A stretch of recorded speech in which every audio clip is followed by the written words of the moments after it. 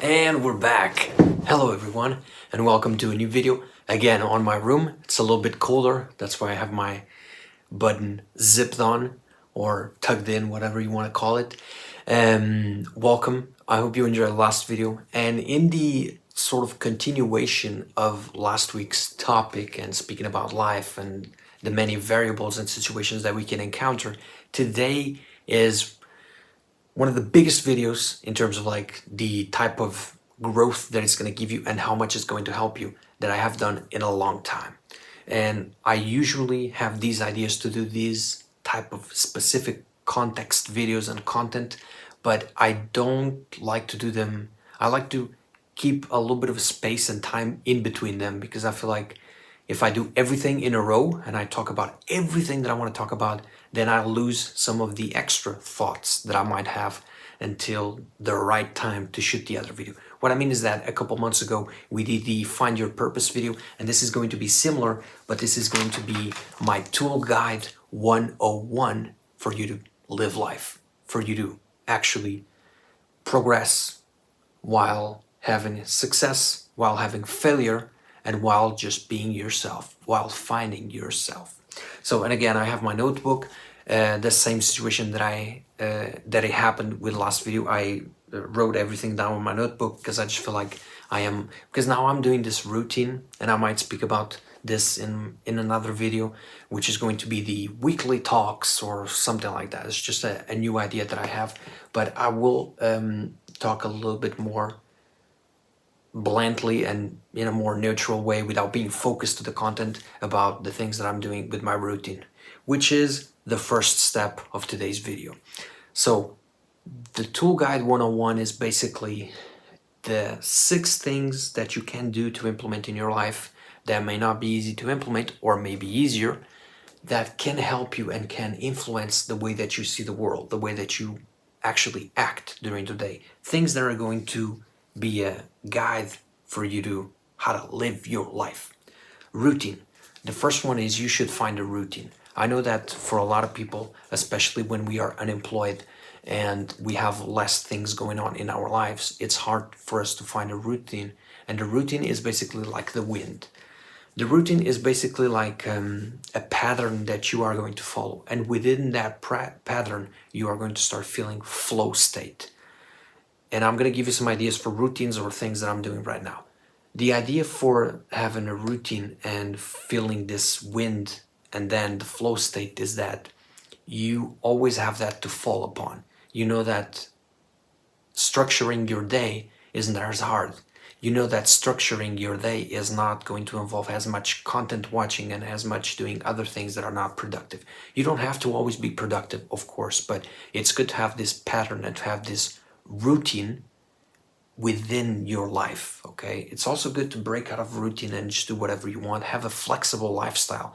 But I feel like I've had a flexible lifestyle for most of my life, and I feel like more than ever right now that I need a pattern and I need a limit. I need like a boundary that I want to be inside. Okay, and then when I get outside of that boundary, everything that I experience and everything that I do, aka it can be content watching. Ooh, I'm gonna speak more about that. Everything that I do is a little bit more fresh. Okay, it's like you have to have context for feeling happy. Okay, you can't be happy all the time. Okay, so the first one is routine. Now some ideas for this is basically do it like this. Always wake up with an alarm clock, and I don't mean that you have to wake up at 4 a.m. or 5 a.m. But what I mean is that wake up at a good hour that you feel like you had enough rest, and then you go do something focused for 2 hours. You take care of lunch, you do some extra home tasks or house chores or whatever, and then you work out. And then you work out, and then you work 2 more hours or something like that, and then you work out. Okay, this routine, you don't have to do this every single day, but like 5 times per week, and then on the weekends you do a flexible lifestyle. This is going to help you tremendously. Okay, and then you can just implement and see what you want to focus on. You can do things like meditation, like reading, going out. But what I mean is that the routine means that during that time you do not watch content or do other things. You are only focused on that, because that means that then when you are not doing that out of your routine, you don't think about work as much, or you don't think about other worries. Having this pattern and routine of thoughts and of actions helps so much our life to just figure out what we should do, and then having that flow state that I said, and having other ideas in a more thoughtful and like centered manner, because you can have a lot of ideas, you can have a flexible lifestyle and do a lot of content. I've done that, but I always feel like something is missing, and I think it's that having a structure. Then we go to hobby. I've already mentioned one hobby, which is to work out, but I feel like you should have two hobbies or three. The first, gym, anything to do with physical activity. You don't have to go to a gym, you don't have to practice weightlifting or whatever. But what you have to do is have something that you are working on your body, because you are working on your mind, but you also have to work on your body. Then is a social hobby. In this case, something that allows you to meet more people. Now, this is easier said than done.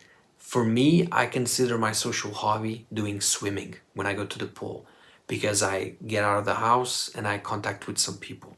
Other than that, yes, I sometimes struggle with that too, but there's always something around the town and around the place that you can do.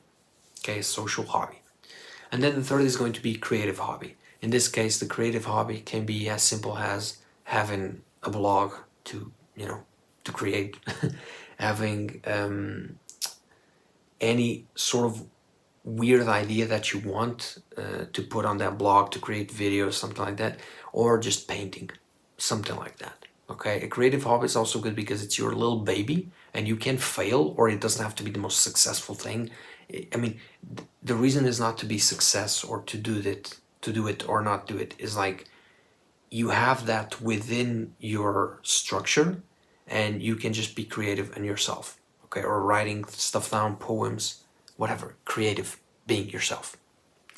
Then the third is connection. Connection in terms of do not lose connection with your family, with your friends, with even work-related contacts or whatever, okay? Don't fall out with people. You have no enemies. Some situations are more fucked up than others. I know, I get it, but the main point is that ask for help when you have to, say sorry when you have to, and just be in touch with people. Do not forget connection. We sometimes get so caught up in going fast and doing everything that we can. And now I feel that more than ever, because I feel like with this routine, I can go on forever and I can do new things forever. Of course, then I need change, but I'm so focused on me, and my things. And sometimes you need to just expand that, okay? So that the ego doesn't take over too much. Okay, and then the other things that I have are, and I say the number 3 because I told you there were 6 things. These are the main 3, and then the other 3, which are subtopics. Limits, limitations, boundaries. I talked about boundaries before, but limits in terms of content, in terms of porn. For us guys, and I have so many videos about that, it's an addiction. So these limits are sort of like limitations for addictions. And it's not to completely replace the addiction, because if it is an addiction, if it is a habit, and most often than not, or more often than not, if it is an unhealthy habit, you can't replace it. You have to substitute, okay? And by substituting doesn't mean that you are eliminating the habit. You are still doing the habit, but with limitations, and you are substituting it in a healthy way. Imagine that always at your, like before dinner, this is just an example about food. Before dinner, you always are so hungry, and you usually binge eat something that you shouldn't, because it's pre-dinner and whatever. One of the solutions is you can have dinner earlier. And the other, which is this, replace that meal with something more. Maybe you're not eating enough fruit. Maybe you're not eating enough vegetables. Maybe at that time you should go out and go for a lap. Substitute the habit and the action that you're doing, okay? Substitution. This is not a replacement. This is not something that you're going to eliminate. You are just going to appropriate better. That makes a whole difference, having this mindset. Then we have asking for help. I've already mentioned this, but I feel like it's very important, because you can't go at it alone, okay? Now, some of the things we have to be on our own, and we have to do it. Like if I don't do this video for me, or if I'm waiting for motivation to do this, I'm never gonna do it, okay? Only by having the motivation, in this case, the structure and all that, and if it means something to me and I need it and I get something out of it.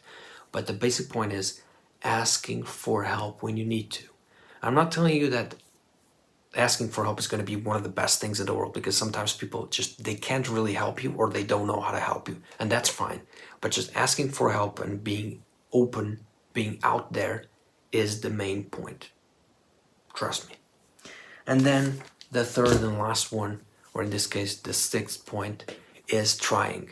I know that as a younger generation we want to do so many things and we have so many aspirations, or we just don't have them. But if we have those aspirations, sometimes it's hard to know where to put that focus. Sometimes we feel like a loaded gun, you know, and we don't know where to shoot at. We're loaded, we're ready to go, we're fast, we're energetic, but the thing is that just experience life and don't burn out on life, okay? The basic point for me to do this Tool Guide 101 is so that we don't burn out on life. We have the tool guide, but the tool guide is not the end.